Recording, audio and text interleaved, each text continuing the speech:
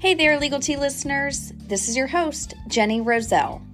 Today we're on the estate planning of the rich and famous topic, and for today's episode, we're going to be diving into what happened estate-wise following the passing of one of the most famous musicians there is, Jimi Hendrix, and who, according to Britannica, describes him as, quote, an American rock guitarist, singer, and composer who fused American traditions of blues, jazz, rock, and soul with techniques of British avant-garde rock to redefine the electric guitar in his own image, end quote.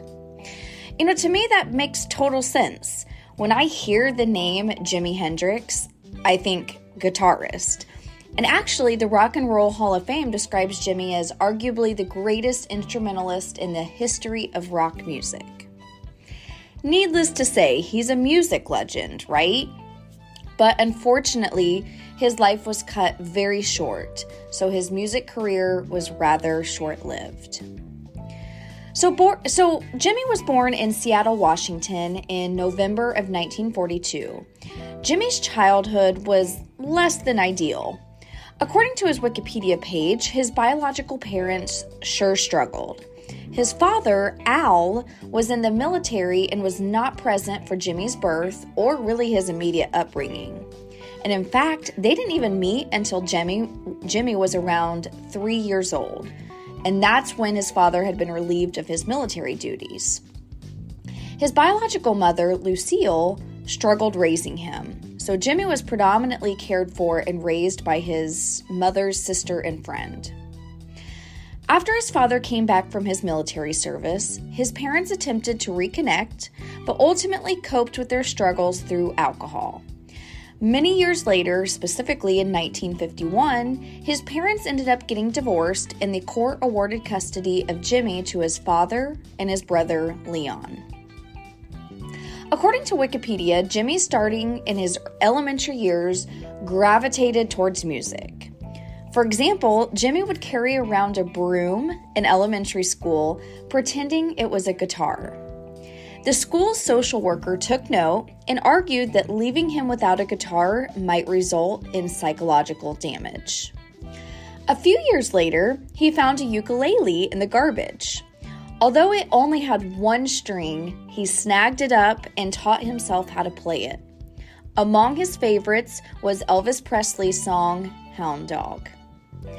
Finally, at the age of 15, Jimi got his first real acoustic guitar. And the next year, he got an electric guitar. After a brief stint in the military himself, Jimi gradually made a name for himself in the music industry, really starting in the early to mid 1960s. Then, by the late 1960s, he was famous. And as Wikipedia states, by 1969, Jimi was the world's highest paid rock musician. As some would maybe describe, Jimi sure lived that rock and roll lifestyle. Throughout the 1960s, he used and abused alcohol and many different types of drugs. He repeatedly got himself in some precarious situations, to say the least, due to that use and abuse of alcohol and drugs. Tragically, at the age of 27 years old, Jimi passed away, and the details of his death were a little interesting. On September 17th, Jimi was spending time with his girlfriend, Monica Danneman, while in London. Monica shared that during the evening, they had a meal together and split a bottle of wine. She then drove him to a friend's place, and he was there for a little over an hour. The next morning, when she woke up, she found Jimi breathing but unresponsive. So she called 911 and an ambulance transported Jimi to a nearby hospital where he ended up passing away on September 18th, 1970. And like I said, he was 27 years old at the time of his passing. Subsequent to his death, no estate plan was discovered. No will, no trust, a whole bunch of nothing. Though many 27-year-olds don't really think that death is near, and in doing so, they don't have an estate plan. According to an article on Medium.com by Peter Alsop, Jimi at his passing owed back taxes, had a lot of debts, and only had about $20,000 in a bank account. Though as time passed, Jimi's name and music lived on, and it got bigger. His estate, even after his passing, got bigger too, like to the tune of $80 million in 1994 and $175 million as of 2018. So yeah, it just keeps on growing. Because Jimi passed away without an estate plan, it went by the state's intestacy rules. Now, when I describe intestacy laws, this is how I describe them. I say, did you know that even if you don't have a will or a trust or an estate plan, that you actually do still have an estate plan? It's just the estate plan that the state wrote for you. So according to his state's intestacy rules, Jimi's estate would have been distributed to his father, Al. His biological mother, Lucille, had passed away at the age of 33 when Jimi was like 16 years old. So she wasn't like in the mix of inheriting for that reason. She had passed away. And ultimately, Jimi's estate was going to be going to his father, Al. If you recall at the beginning of this episode, Jimi and his father had quite the tumultuous relationship. So the fact that all of Jimi's estate got distributed to Al, I have to wonder if Jimi would have really wanted that. And we'll never know, unfortunately. A handful of years after Jimi passed away, Al, that's Jimi's father, Al married a woman named June, and Al ended up adopting June's daughter, Janie. At the time of Jimi's passing, Janie was a mere 9 years old, and her and Jimi had met just a couple of times. At that time, no one probably knew the drama that would ensue because after Jimi's passing, Janie really became quite the close confidant to Al. And in Al's estate plan, his will, he wrote Janie into the will, and all of his other children, like including Leon, who Jimi was the closest with, he wrote them out. Ruh-roh. You know that's going to cause issues at Al's passing. Well, it did, and we'll get to that in a second. According to the Medium.com article, at Jimi's passing, an estate lawyer by the name of Leo Branton took over Jimi's estate. Initially, the estate paid out to Al a handsome income through the royalties. However, after a few years after Jimi had passed away, and specifically in 1974, Al released and signed over the rights to Jimi's music to a company represented also by Leo Branton that was outside the U.S., and it was based in the country of Panama. After that, the rights were then transferred to two offshore companies called Elber BV, which was a Dutch company, and Interlit, a British Virgin Island company. A little too coincidentally, Leo Branton represented Elber BV and Interlit as well. And you already know my lawyer brain is thinking like, conflict of interest? Did anyone sign a waiver of conflict of interest? Like, what's going on here? So nearly 20 years later, in 1993, Al, Jimi's dad, was very, very mad because he thought he still held the music rights and that instead of relinquishing them, he thought he merely passed them in like kind of a quasi-rental agreement to these companies.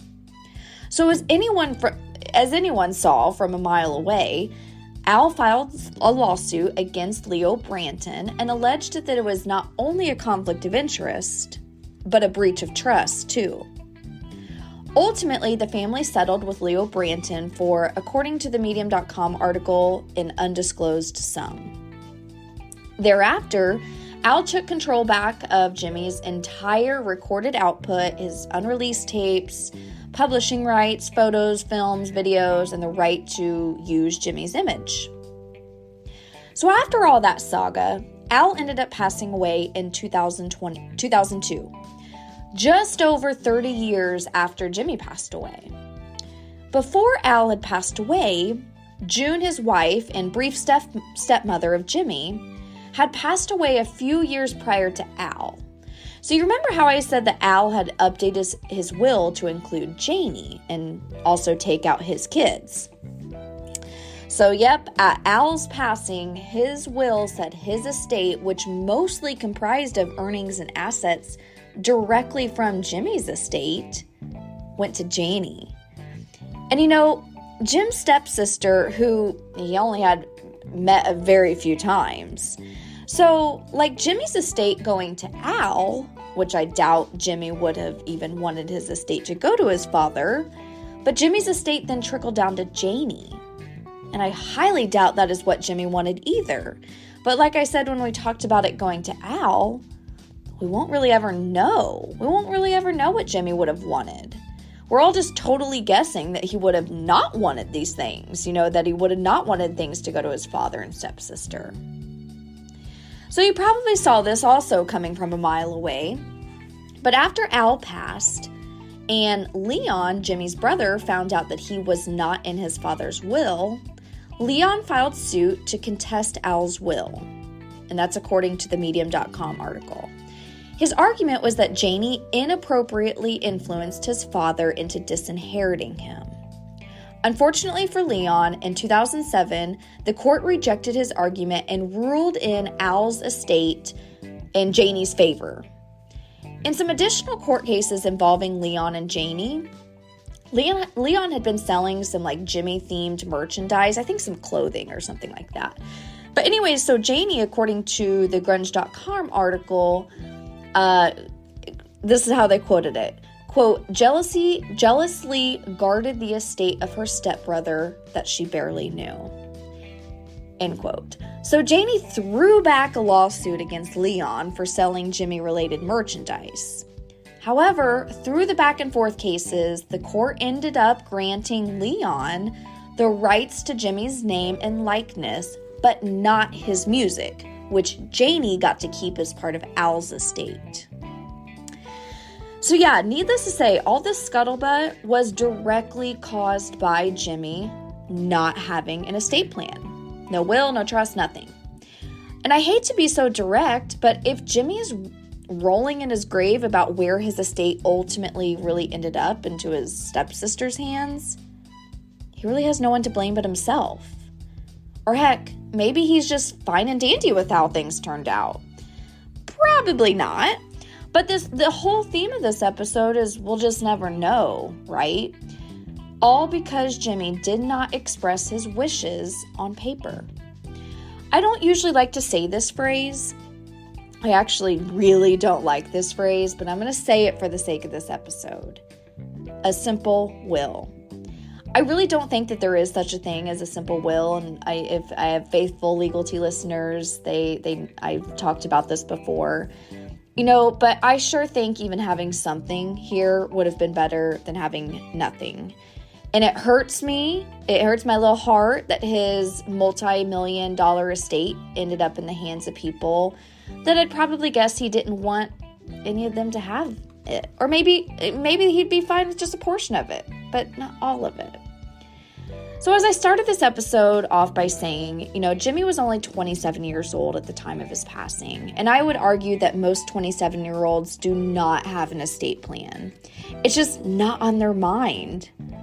Honestly, the only time I really ever help people in their 20s is either they have kids and realize that especially when you have kids, an estate plan is super duper important, or they're sort of getting pressured to do something by maybe a professional in their life, or their parents or grandparents, guardians, whatever. So yeah, I do not have a ton of 20-something-year-old clients for this very reason. It's just not really on their mind. Okay, let's wrap this episode up. Next week, we're back to a cautionary tale episode, my friends, and we're going to be talking about something. We're going to be talking about what many in my field call funding a trust. It's a step that so often people unintentionally miss doing. And in our cautionary tale episode, we're going to be talking about a case where a client kept throwing out our letters that were regarding funding her trust. She just kept throwing them on the kitchen counter. And her trust never got fully funded. And it was a total and complete disaster. And it's still sadly going on many years later. So tune in for that next week. Until then, Legal Tea listeners, take care and be well.